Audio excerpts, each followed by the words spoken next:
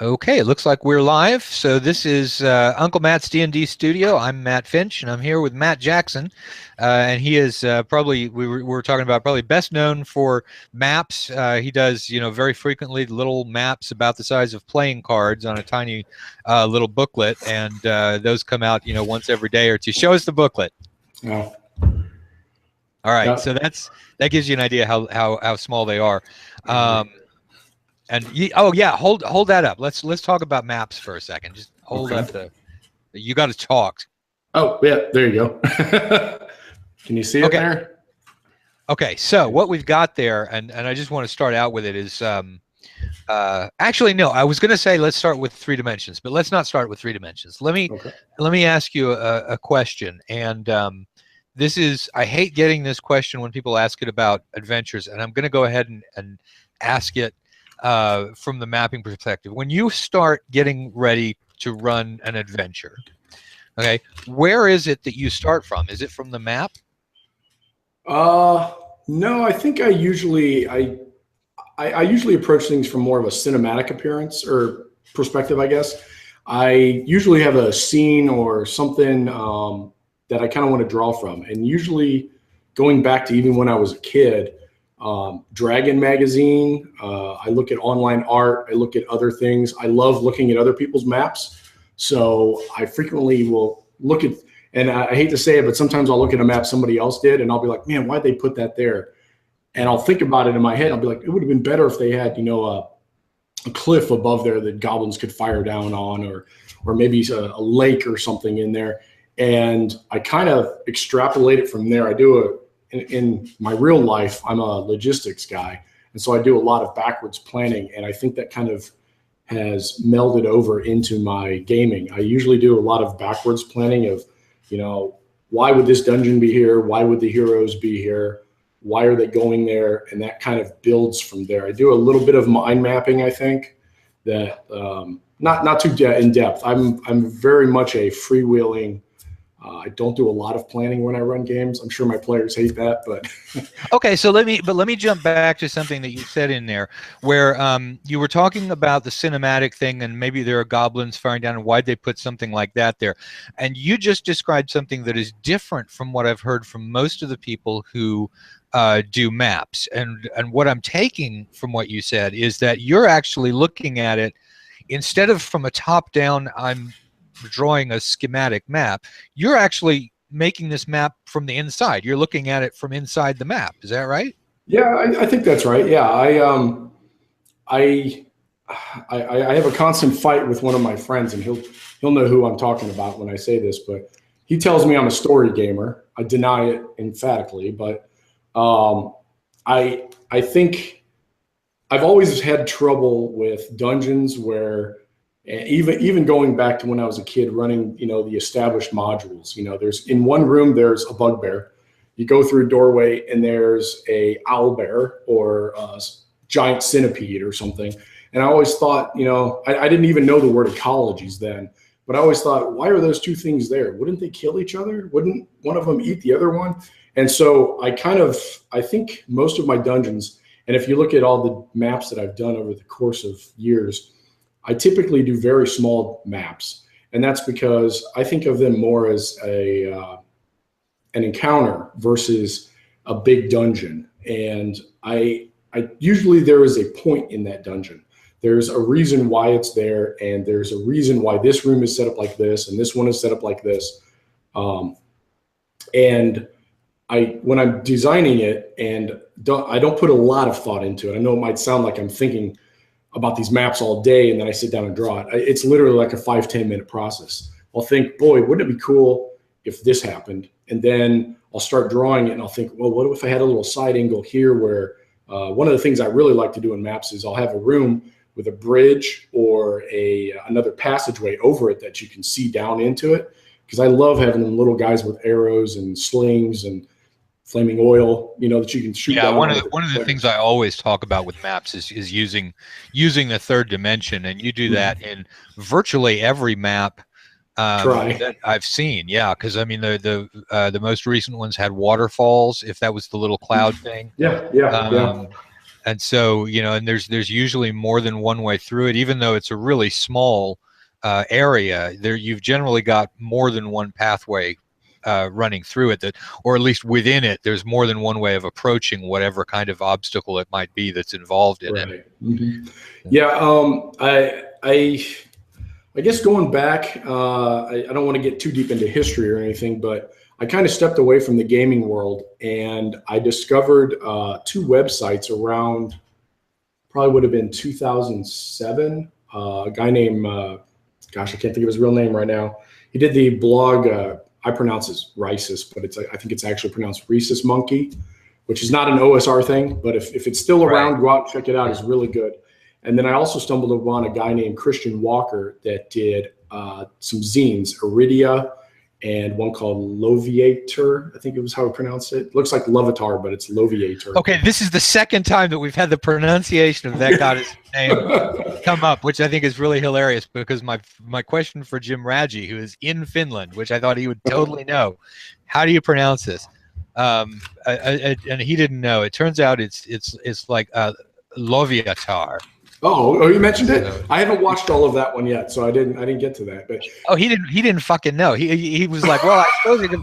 And I'm like, you're in Finland.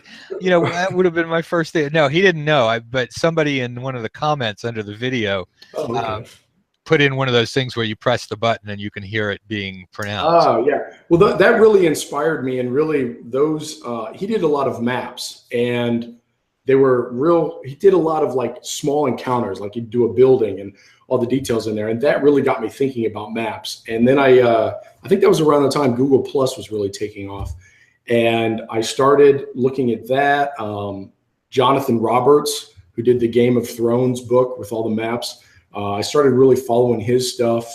Of course, Dyson Logos, which I'm sure everybody on G Plus knows who that is. And I was really struggling to find my identity, because I'm not an original guy. I'm a great emulator. I take little pieces of this and this and this, and I throw it all in there and make a salad, and hopefully something good comes out of it. That's what people call a creative guy. Oh, okay. Well, anyway, but I started doing that, and that was how I really started getting my my genesis for mapping, I guess. And the thing that really worked for me, I'm really getting back in history here. I had deployed to Iraq, and while I was in Iraq, I had touched a little bit onto the old school Renaissance, and I discovered a game called Old School Hack, which is an excellent game. If anybody ever is interested, go look it up. I was able to sit in a game with the actual designer, Kieran. I think that's how I pronounce his name. I hope that's right. But he ran a game. I ran a game of his in Baghdad, actually, and it was right around. This is presumably online gaming, right? No. I was a senior NCO at the time, and I had discovered a bunch of young players that I think they were playing 4E at the time, and I was like, oh, that's not D&D, man. You got to play something fun. I'm sure that'll get a bunch of comments, but I probably not. I think you'd probably just get nods and yeses. Right. Yeah, so I'd gotten them together, and we played Old School Hack, and that really, what is this old school thing? And then I really started paying attention online as I think the OSR was really kind of forming. And actually, what really kind of kicks me into the OSR, and I think I've really gone off on a wild tangent now, was, and this isn't pandering, but I discovered your quick primer for old school games. I think that's what it's called, right? Quick primer for old school gaming. Right, yeah. And that really just nailed it for me. And then I started looking at Swords and Wizardry. I started looking at Osric and Labyrinth Lord. And then when I came back from deployment, I'm really going off on a real long tangent here. I'm getting there. I'll tell you why in a minute. And I stumbled into another job. I was just still in the Army, but I came into a job that I had a boss who was incompetent. And so I was doing my job and his job, and I was coming into work at about 5 o'clock in the morning and leaving about 7 o'clock at night. So it was very stressful. And at the time, I had really wanted to start mapping. And I'm a bit of a perfectionist with some things in my life. And at that point, I was trying to be a perfectionist. And the thing that killed me was that damn hatching. Dyson does that hatching, and it's perfect. And it would piss me off. Doesn't that? Yeah, that pisses me off. How can anybody do that? So perfect. It doesn't look like what he does. The stuff he does looks like, for real. I swear, I had sheets on my desk. And I'm at work at 5. I would go work. We have to do workouts in the Army, so I'd go do my workout. I'd come back, shower, and I'd be there for like 3 hours before anybody else. And I would literally have sheets of paper on my desk with little hatch marks that never looked fucking right. And I'm like, okay, it's a 45-degree angle. That's what you do. 45-degree angle. 3 or 2. They're like, I can't make it turn. It's gonna turn, but I can't do that with my 45. And the thing that worked for me was it wasn't one of these books, but it was. We carry around these little things similar in size to this in the Army, little green books. And I was sitting at my desk and I started, I was doodling and whatnot. And I started doing quick little maps on it. And I was like, oh, this is kind of fun. And I think I posted some pictures of it and people were like, oh, that's cool. And some other people did them on Post-it notes. And I started something called Friday 5-Minute Maps. And we hashtagged it. So you can actually go back on Google Plus and look them up. But for me, that was a real Zen moment. Because I was at a point in my life when I was very stressed out. And the fact that I limited myself to just 5 minutes, I ended up not giving a shit anymore because I only had 5 minutes. And if you try to draw a map in 5 minutes, even if it's one of those small ones, you're really pushing it. You're not really complete anything. And through the process of doing that over a couple of weeks, I realized, I had always looked at some of the like Dyson or Jonathan, and I was like, God, those maps are perfect. How did they do that? And I realized that I didn't have to be perfect in my maps. And it was like, I don't know, God walked up and smacked me in the back of my head, and it was like a perfect Zen moment. And I was like, I just started drawing. And I think right then, that's when, in my opinion, my maps went from okay to much better. I won't say they're great, but okay to much better. And now drawing maps is a Zen thing for me. Some people do workouts, some people go do yoga, some people listen to music. And if I'm having a really stressed out day, and this literally, I'll show you my bag that I carry with me. This is my little bag, and there's a little pocket here that fits perfect with these little books. And then you'll notice my microns. Well, if that thing wants to behave. My microns are right there. And, I'm on a plane or I'm on, waiting outside of a meeting, and it's, I'm kind of stressed out. I pull out one of these things and I draw this and I'm chill. I don't know why it works for me, but it does. And I don't put a lot of thought into it. It just kind of works. And then let me mention also that for people who want to see these maps, I think the best way is just to find you on Google Plus, and then your Matt Jackson, 2 words, initial caps. Or do you have some a website or anything? I have a Patreon page. You don't have to support Oh, okay. I didn't know that you had one. Okay. Yeah, I do. I don't get much off of it. I do. I love my supporters. I love them. I'm not really consistent on there. I usually do about 3 or 4 maps a month. I actually just last week, I've decided with these things, what I'm doing is I'm turning each one of these into a short little zine. And I think this one was about 14 pages long, I think.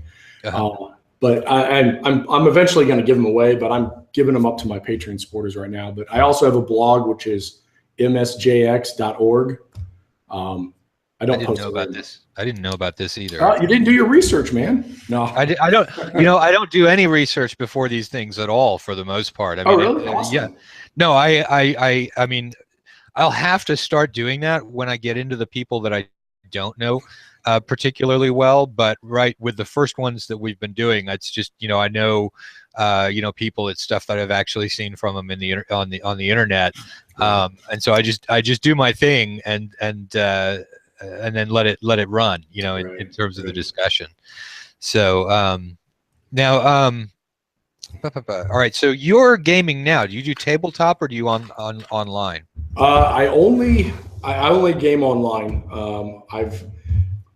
I've always heard this myth that everybody in the Army and the Navy and the Marines play role-playing games. I don't know where they do that at, because in my history, I was in the Army for almost 23 years. I probably found about 8 gamers. I live near an Army base right now, but I've never been able to find a group. since I live back home in Illinois. And I've done probably, except for a Gen Con a couple times, every game I've ran probably in the last 2 decades has been online. Okay. And then right before we got on here, we were talking about online gaming, and how it's done. So, and we were talking about you had started out on Roll20. Tell me that story Well, again. yeah, actually, I started out. You know what Mirc is? MIIRC. It was an old internet chat program before we had WhatsApp and Hangouts and all that. I actually ran a game over. It's all text-based. Back in 1999, when I was stationed in Korea, that was probably my first online game. Around 2005, I was involved with a group called Four Ugly Monsters. There were 4 of us. We're all ugly guys. And now, sorry, Devin. If you know Devin Knight, he does tokens online. He was one of those guys as well. But we were one of the first, groups that really was pushing for online tabletop play. At the time, there was Fantasy Grounds, Battlegrounds. There were a host of other ones, really small. We actually hosted 2 online conventions called Icon. And we had, 20 or so games being ran online in different platforms. That was probably 2005. Fantasy Grounds, I was really big around Fantasy Grounds. And then I moved to, Trevor's game. Dang it. I can't remember what it's called now. I got terrible memory. I moved to another system that was, it was Java based, and I cannot remember. Keith is going to kill me because he's still involved with it. Anyway, and then I went to Roll20, and I've used Roll20 probably since they started up until about a year ago. And I sat in a game online that we did strictly over Hangouts, and we didn't use any maps, and the old theater of the mind trick. And I really enjoyed it, and it felt more like old games to me than doing it online with a tabletop platform. And since then, which I would say probably now, what are we in October? Probably about 11, 12 months. I've ran strictly in Hangouts now. All right, cool. I do use visuals still. And what I do often is in my prep that I do, I'll find some images or maybe one of my maps that I'm going to use for the game, and I'll upload it to Google Drive. And then in the Hangout, I'll just share that link with the player so I can say, this big, ugly, shambling mound jumps out in front of you, and I'll just click the link in there and, hey, there's your visual for the game. Enjoy. And then we go back to the game. Yeah. Right. All right, cool. Well, that unfortunately, I haven't been timing how long we've been on here, and I think we're rambling around. But the let's just go ahead and keep rambling. Okay. All right. A lot of times I try and break these things up, into sort of bite-sized, interest chunks. But I think we'll just throw that out the window. All right. So tell me about water in a dungeon. Well, have you ever been in a real cave? Only very supervised when I was a kid, and I don't recall seeing any water in it other than like dripping on the walls. Right. So I've been in caves. When I was a kid, we used to tour around the States, and I've been in some caves. And I did some actual spelunking a couple years ago with my daughter in a cave up in Kentucky. Wow, that is something that only crazy people do. Well, it was a program for soldiers that had just returned from deployment, and it was to reconnect with your children and that kind of thing. And it was a great program. It was up in Kentucky. We went mountain climb. Well, they call it mountains. If you've been in Colorado, it's not mountains, but they called it mountain climbing. It was hiking, really. We camped, but we went spelunking, and it was a small cave. But it had some really interesting features. You came in, you went up, and you came over like a ledge, and down beneath you was water. But it wasn't very deep until you went farther in. So you would actually come over, and all this was shimmying on your stomach through very enclosed spaces. And so when we got to the water, the thing that really, really caught my attention was everybody was terrified of it. You're in an enclosed space. It's not very bright. The only light sources you have are what you're carrying. And here's this black pool of water. And that stuck with me. I thought it before, but seeing it then with my daughter at the time, I think she was 16, it was terrifying. You know, I mean, and the thing that kept kicking back to me was, if you were an adventurer, who knows what's out there, right? I mean, think of some of the nightmares that people create for gaming. You know, something like that could be in that water. You've never been in there. As far as you know, no one's been in there for years. How deep is it? What's in there? And that's one of the reasons I like to include water, because I don't know a lot of people that really use fog of war. When we're doing games online now with Roll20, I think more people use it, and like Fantasy Grounds, because you can program it in and block walls and things like that. But I think in most of our games, you know, we kind of use it, but we don't really stick to it too much. So there isn't really a clear indication of, you can't see this way, you know. And water does that. When a group comes up on water, there could be a undead army underneath it. There could be, you know, some giant turtle, you know. It's a complete mystery what's there, and I think that's why I was actually going to say, because when you were talking about how real water in real underground is terrifying, I was thinking to myself, well, yeah, that's pretty much how all of my players view it in the game too. It's like, yeah, exactly. Hey, there's water down here. What's the other way? Exactly, right. And so that's one of the reasons I like. I mean, if you look at my maps, especially the ones I've done just recently in this book, I bet probably, you know, I've got one right there with water. You know, I actually built there's another one with water. I like water. And I think when you do things like this, because then you got the multiple layers, you know, players can be crossing that, or they can be going underneath it. But on top of that, then you have that other layer. That's actually 3 layers. You got the bridge, the surface, and then whatever the hell is down beneath it. You know, and I think that affords the DM a lot of opportunity to surprise their players. You don't know what's going to happen. I can tell you one of the real iconic moments for me when I was gaming as a kid.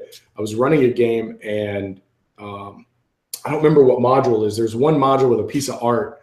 It's a trap that the players fall in, and they're standing in like knee-deep liquid of some sort. It's a black and white photo, and all you see is this torch falling, and there's a guy running out. I think it might be Pharaoh it's in, but it's basically a torch is falling. The guy's trying to catch it before it lands in oil, and it kills them all. And so I had done something exactly like that. The players were running from a mob of, I think, undead zombies or something.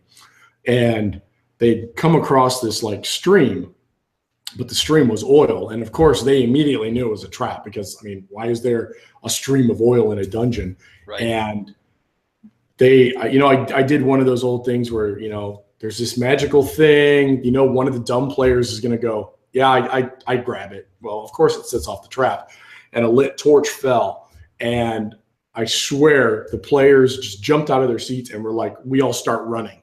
And it was like the old, you know, Indiana Jones running from the boulder. They were sprinting down, jumping over, you know, rocks and falling and helping their buddy up. And it ended up at a waterfall, and they just literally blindly jumped out into darkness because they knew there's a fireball behind him and the GM's trying to kill him, you know. Yeah.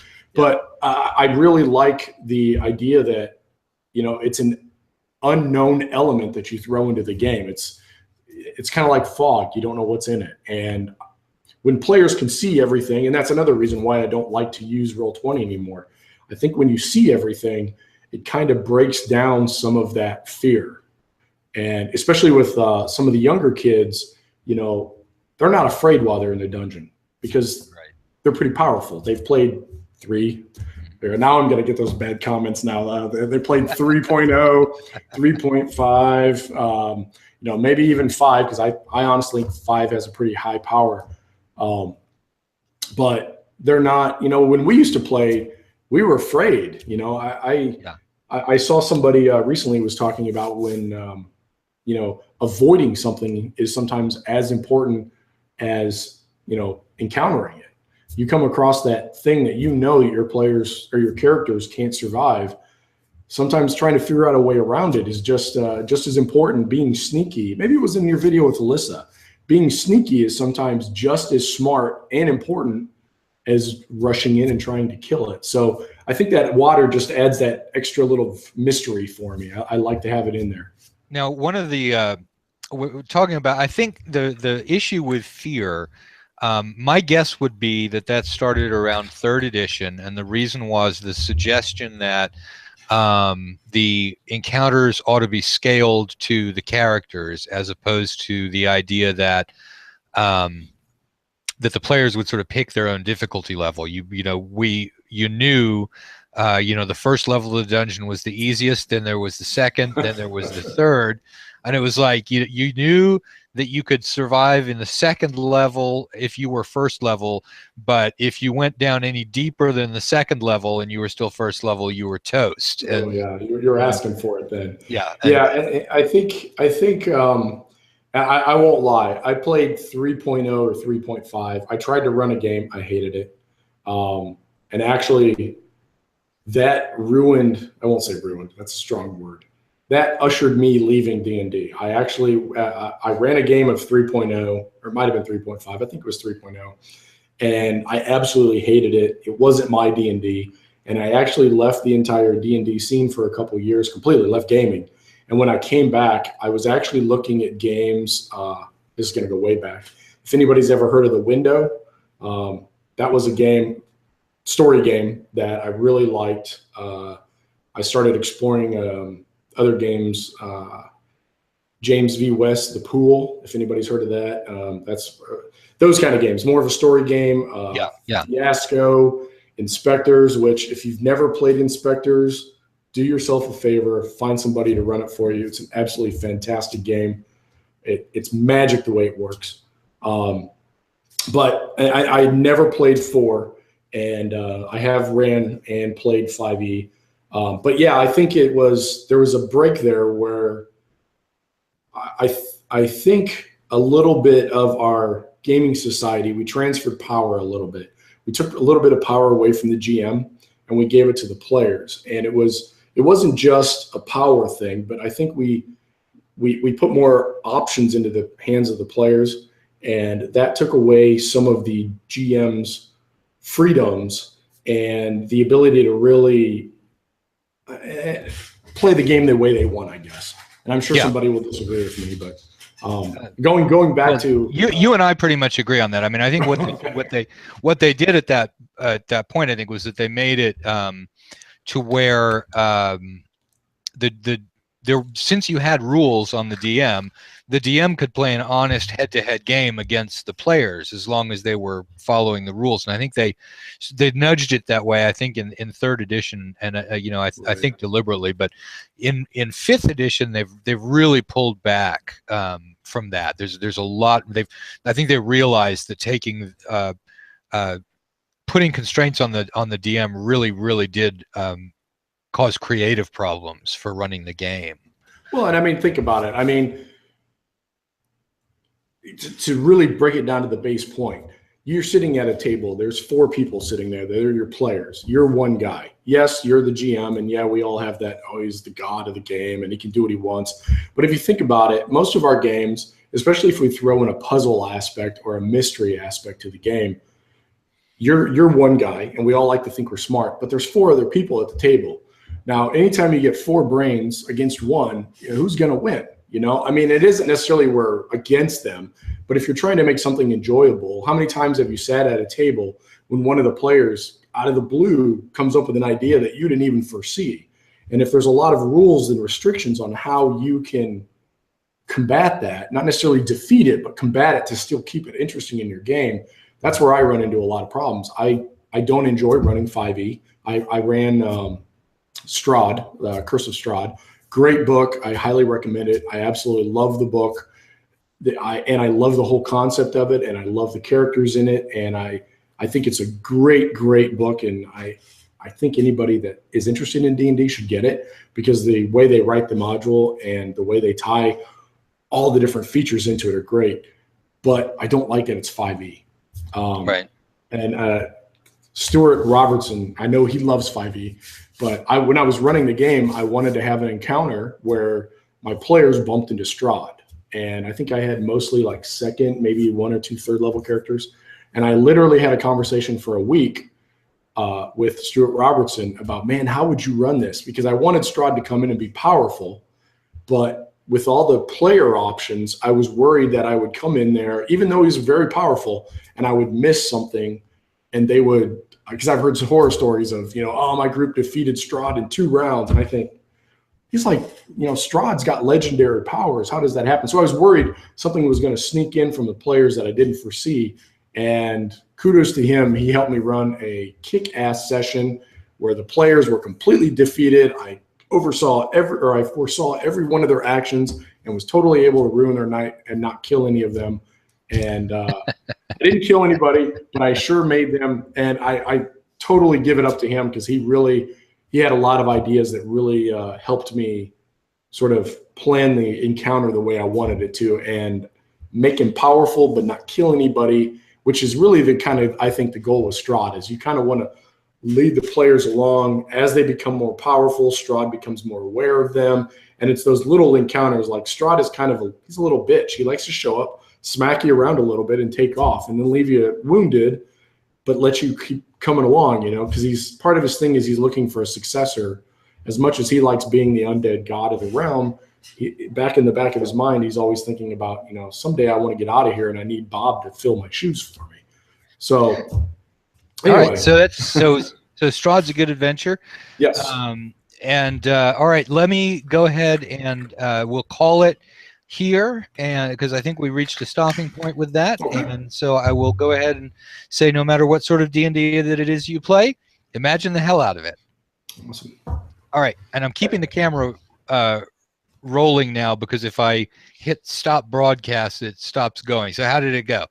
I thought it went great. We didn't talk about math much, but no, we didn't. Well, it's like it can go off in any direction. So yeah. No. Well, you get 2 old gamers together, they're gonna just chat all night long. Yeah, so. we'll be bullshit. I've really thought about throwing in my iconic moments too. Well, there you go. I bet people would love to hear. What? Have you ever been interviewed? I don't know. Have you ever been interviewed? No. Go ahead and interview me.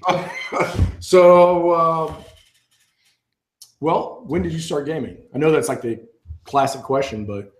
Let's see. I think it was about 1978 because it would have been once the Holmes Basic book was already out, and I don't think that came out until 1978. So, 78. So did you game consistently, or did you have any like long-term breaks from gaming where you left it and came back, or? I had a couple of long-term breaks because I was a lawyer. I am still a lawyer. I don't practice now, but. So yeah, when I was in law school, there was a long break, and then a little while after law school, when I started working at a large firm, there just wasn't time for it. So yeah, a few breaks, but for the most part, I've had a group running.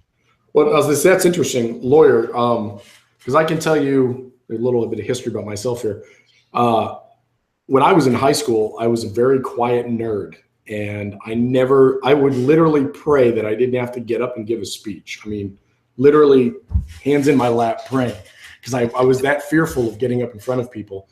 And when I joined the Army, of course, you're private. Nobody cares what you say. Nobody gives a crap what you think. Well, then I started to get promoted and I started to become a sergeant. And all of a sudden I had, these idiots looking at me like I'm in charge. And I really have to say, GMing is what helped me become a good sergeant in the Army. Being able, and now you can't get me to shut up. Look at me here, I'm talking. But people used to joke, they'd be like, hey, we need somebody to teach training today. Where's Jackson? Get Jackson, he'll be in here. And sure enough, I'd be like, yeah, sure, whatever. I'd get up in front and talk to people. And I think that gaming really helped me overcome that fear of talking in front of people, but also being comfortable enough that I can go off on a tangent and not rely, I'm not one of those guys, you tell me to get up and give a speech, I'm not going to have 3x5 cards. And I've always credited my gaming with me being able to do that. So when you became a lawyer, do you think that had any effect on your ability? Were you like a lawyer, like up in trial, like lawyer doing cases and things, or? No, I was mergers and acquisitions and securities law. So it was all, the business law side of things. But do you think your gaming helped you with that at all, or? Oh yeah, I definitely did. When I started gaming, I was in middle school, and right at the same time as that, or a little bit after that, I started taking speech and drama classes. So there's a confounding variable. I can't absolutely say, that it was gaming, because I was actually, but I think in part of the reason I enjoyed that class too was because of there was acting and stuff involved in it, and that sort of tied in with the D&D as well. Right. So what brought you back to gaming then? Was it just getting out of that busy world, or? No, it was just I had a group that sort of formed, and managed to just make time for it. Really. When was that? Was that, what were you playing then? Oh, well, we're playing second edition D&D, because I moved each edition. So we were playing second edition D&D, and I guess it was 94. And then another couple of years off, but the same group. We switched over to third edition, did that for 4 years, and the whole time of third edition, I was thinking I was getting to be a worse and worse DM. And it was I finally realized that it was rules. I mean, I never paid any real attention to how rules influence a game. We just played. It was first edition. Okay, that's D&D. Second edition. Okay, that's D&D. Third edition. Okay, that's D&D. And then it suddenly came clear that the problem that's going on here is actually the rules in this particular edition that I was having trouble with. And then I started looking for. I mean, I played some Castles and Crusades, and then I was like, well, actually, I could just go all the way back to advanced D&D. And then from there, ended up going all the way back to original D&D, which. I didn't actually quite start with original D&D. I said, like, I was in a group of people who started playing with the Holmes book, and that one had it only gave you information on the first 3 levels, first, second, and third. And then there was the player's handbook out there, the advanced player's handbook, but it didn't give you saving throw information or to hit tables for anything at all, because that was going to be in the DMG, which hadn't been published yet. And so in order to find that stuff, we had everybody got little photocopies of the stuff from the original D&D books, and a few of us had like 1 or 2 of those books. But so we were actually playing 3 systems at once: the OD&D, saving throw, and all of that stuff. The rules all came from Holmes, because there weren't really all that many rules in the player's handbook, and then the player's handbook for classes and stuff like that. I really think it was the people who started playing right at that point in time, or tend to be the people who are like, you can mash together anything that you want. I don't care what it comes from; it's all compatible. So right. So when you came back and you started realizing that, I guess, 3 wasn't right for you, and you went back, was that when you kind of started developing not the idea for the OSR, but sort of the idea of going back and using the old systems? Was that when that? Well, yeah, the idea of me going back and using the old systems, there were some people at Knights and Knaves who did that, and so that was sort of where, because I was saying, hey, Castles and Crusades is a great game. This is a time when there are a lot of additional wars going on. I mean, really, the internet, the D&D community looks kind of peaceful these days compared to back then. And so I was like, well, I play Castles and Crusades. It's great. And they were like, great, because it's kind of like advanced D&D. Yeah, it's exactly. Why don't you fucking buy yourself a, an advanced, D&D books? I was like, well, I've got them actually. And so why are you playing a game that's, and so, that's where I ended up on that one with, and then from there, I guess the idea for, I mean, the genesis of the OSR was a few people doing things all at one time. I mean, it was me and Stuart writing Osric, and then even before that, some things happened within a couple of months of each other. Chris Gonerman published something called Basic Fantasy Role-Playing Game, which was you've played it. Okay, so yeah, it's a lot like Moldvay, Basic, only he tweaked things to make it work. I think he had ascending armor class and so on. So it wasn't exactly a retro clone. But what he did do is he had an open license on it that people could use. And so he was sort of first out of the box with that open license content. Stuart and I had been working with that on Osric as well, because it was the complaint that a lot of people had about Castles and Crusades. It doesn't have any sort of open license where you can say that something's compatible with Castles and Crusades. And so Chris was there with the idea. He was the first person to come out with the whole here's an open license, and then Stuart and I came out with Osric, and apparently there was almost a crisscross, according to Guy Fullerton. I guess that the sort of test prototype of basic fantasy role playing came out, and then the Osric final version came out, and then the final version of basic fantasy came out, but it was really tightly clustered in there. Right. But I think that, and the other thing that was going on was the Grognardio blog with James Malasevsky, and that he was sort of central to the people talking there. And so I think between Stuart Marshall and Chris Gonerman and me, that was probably the publishing side of things getting started. And then a whole lot of people just started coming in, listening to Malasevsky on his blog, because he was, a very frequent poster and very smart.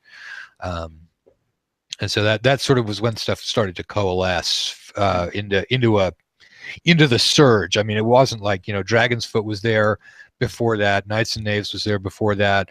Hackmaster had already been published. Necromancer Games had done stuff that was, first edition feel, third edition rules. So the idea had been sort of percolating for a long, long time. It was just a combination of an open game license plus retro clone rules plus enough people all in the pot, and then things started taking off. So you've talked now about the whole basic cycle of D&D that you went through. Did you play any other games that influenced your style that you play now, or were you primarily D&D throughout the D&D or a clone throughout your gaming career? I would definitely primarily D&D throughout the whole thing. I mean, I've played Traveller, Call of Cthulhu, but really not. It's like if you like D&D, why change from it? If you find your favorite game, stick with it. I'm not real big on the variety. 20, 30, whatever years on, we're still playing a fantasy game that you would think at some point our ideas would burn out, but they haven't. They just keep going. It's a good game. Yeah. So if you had a choice right now, what game would you play? Any version, anything like that, what would you play? D&D. I think it's a lot more flexible than any of the other systems. You can do whatever you want to with it. You're talking the original 3 books? Well, I mean, I use swords and wizardry just because I know what page to turn to if I want to, look at something. I've never been a big fan of the organization of the original books. I mean, it's a great game in there, but it's not so easy to learn it. But I've heard a lot of people kind of give it a hard time too, and I've heard a lot of people, even I would say previous to Menser, I've heard a lot of people kind of knock the old games, and I have to think, that was like some dude typing on a typewriter in his basement. We don't have these nice word processors, and I can't imagine how many times they rewrote even the rules, even to get them to the point that they were in those books. I mean, today we sit there, you might write a document on a computer 7 different times in whole, but you're making all those slight little changes and adding a word, changing out a word. I can't imagine even thinking about writers back in, the 30s and 40s. Can you imagine writing everything with a pencil? I know, it's just, and I remember doing it now, and I can't even, figure out how I did it. It's so slow writing longhand. And then transferring that to some sort of typesetting. It's phenomenal that they even got where they were. I'm amazed. So another question, if you could go back and you're going to run ODD and you can have anybody at your table, who would you have? There's a stumper. I could have, anybody at all, alive, dead, anybody. Just curious. Napoleon, really? Okay. No, who I'd want? Winston Churchill. Oh, wow, that'd be a good one. Yeah. Yeah, Winston Churchill would be awesome. for D&D. How about Winston Churchill and Napoleon? Then you get that whole English-French thing going. They probably fight each other at the table. Yeah, exactly. Let's see, what else? So are you gaming now? No, but I'm going to be starting up, like I said, an online game probably within a month, 2 months, Oh yeah. and start doing that. So how are you? Do you already have a group? Or do you already have a group of players that you're going to do that with? Or Yeah, I'm gonna talk to a few people and get them in. Yeah. okay. Let's see. What other questions do I have for you? I wasn't preparing at all for this, so I wasn't expecting them. Let's see. Well, okay. So We'll do one more question and then okay. What made you decide to start old school? It was old school radio, I think it was called. Your Kickstarter. old school gamer radio. Gamer radio. There you go. What was the catalyst that really got you? I mean, I've seen the videos, and I know the whole. You guys want to try to create a community hub, but what was the catalyst that you guys raised your hand and said, "All right, we're going to do this, and we're going to be the ones that start this process and make this happen"? It was two things. One of them was that, and this wasn't exactly a catalyst, or it was a slow-moving one, but my son Thomas has started listening to something called Heroes and Halfwits on his phone, and it's a D&D game going on, and he doesn't actually play D&D, but he's listening to this thing going on. And so I was so one of them was just realizing the way that the younger generation that's early 20s in his case, how they interact with YouTube was the first thing, and they use it for an encyclopedia, and it's a different kind of with the net. And so and I think that if we're gonna and it's been a long-term thing of mine, that what I really want to do is bring the sort of old school open-ended gaming into the mainstream, because I think that the heavily rules-based stuff like third edition and Pathfinder is really missing out, on a more creative kind of game that can be played.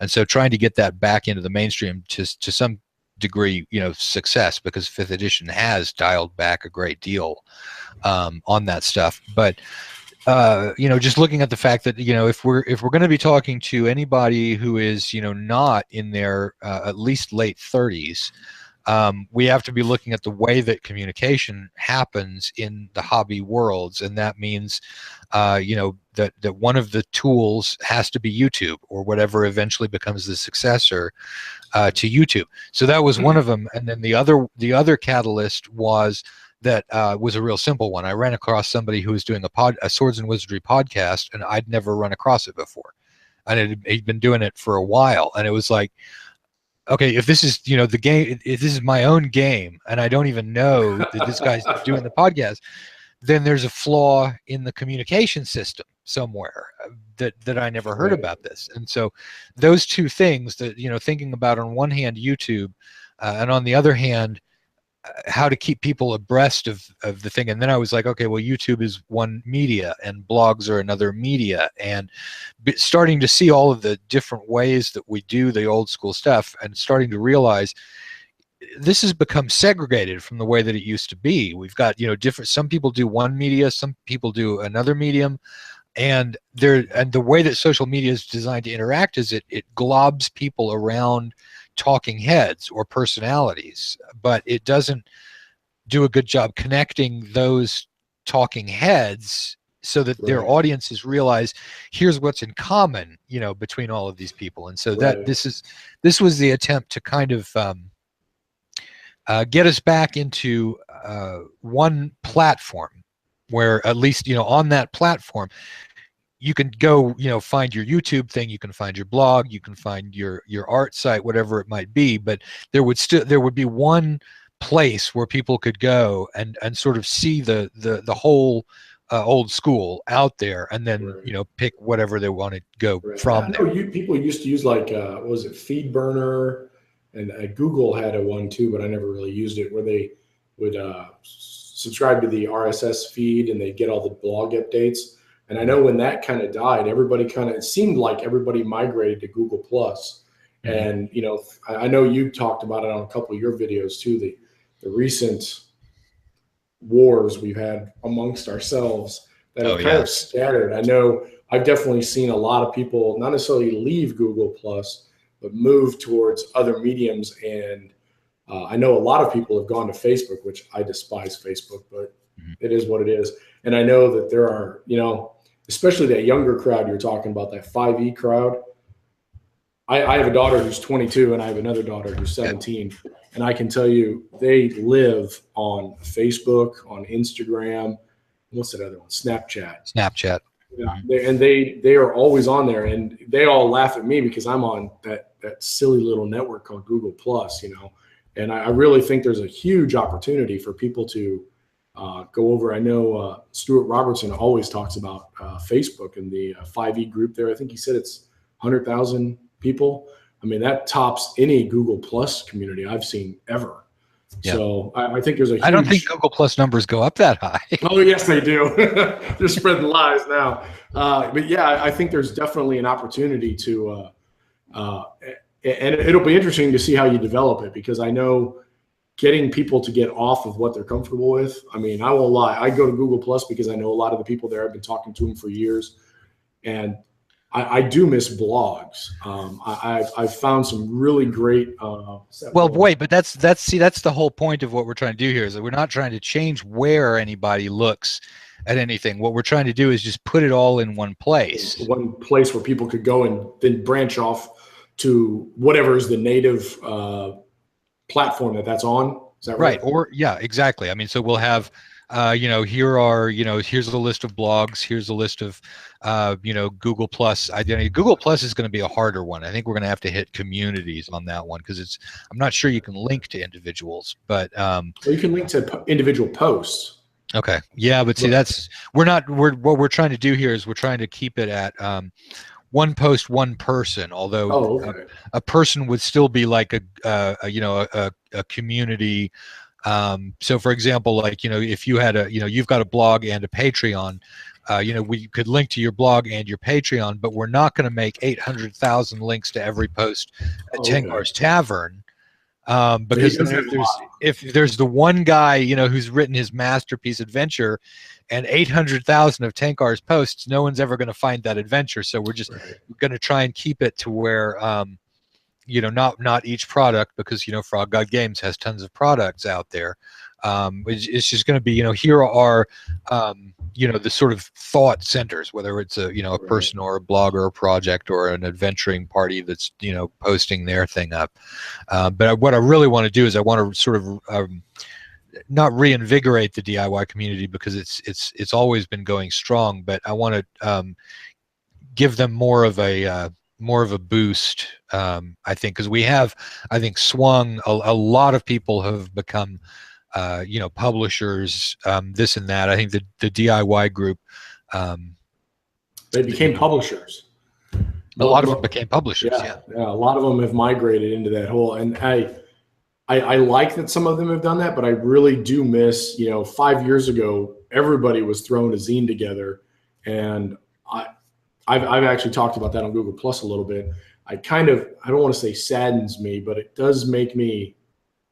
I don't know what the word is. I guess saddens me. Have gone from, it used to be people made blogs and they just published all kinds of excellent, outstanding ideas. I mean, you could go to the internet any day and find 100 ideas. I mean, you could literally run games just off of the ideas that people posted on blogs, and you don't see that as much. I think people have kind of closed ranks, and not everybody, but I think that they've closed ranks and sort of saved those ideas, and now they're releasing those as products. And I think the do-it-yourself community has kind of not been, I guess, lessened by.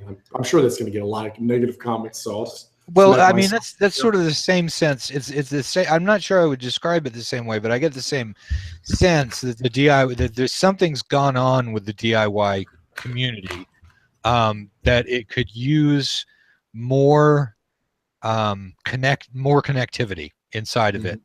And that's not going to change anything, but it will at least put more people into contact. And that's what the DIY community's always been about, is you need a certain number of people.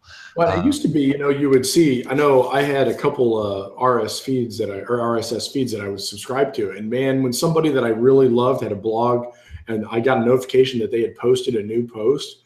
It was like getting a letter from a friend or something. You were running to the mailbox to see what they posted. And now it seems like we all are just vomiting at post constantly. And I literally go to Google Plus and I just kind of scroll. Oh, hey, there's a cool picture by so-and-so. Hey, there's a cool map, and it just seems like there's so much information now that, and maybe you're right. Maybe that's the right way to go. Instead of linking to individual posts, linking to creatives that are just consistent in their creativity, I guess would be a way to put it, that, then you could go and explore what they've done without necessarily a huge volume. Because that's really what I feel like sometimes when you go to Google Plus, it's just like a waterfall of information flying at you. And it's so hard to pick and choose because we all are so busy these days, having to pick and choose which one you're going to read. I mean, I probably have 5 or 6 people in Google Plus that if they post something, I read. Whereas, the other 100 people that I follow, I just kind of scroll past their stuff because I just don't have time to even, use that brain power to, configure what they're saying or understand what they're saying. So now on your hub, are you going to, I got one more question, then I'll shut up.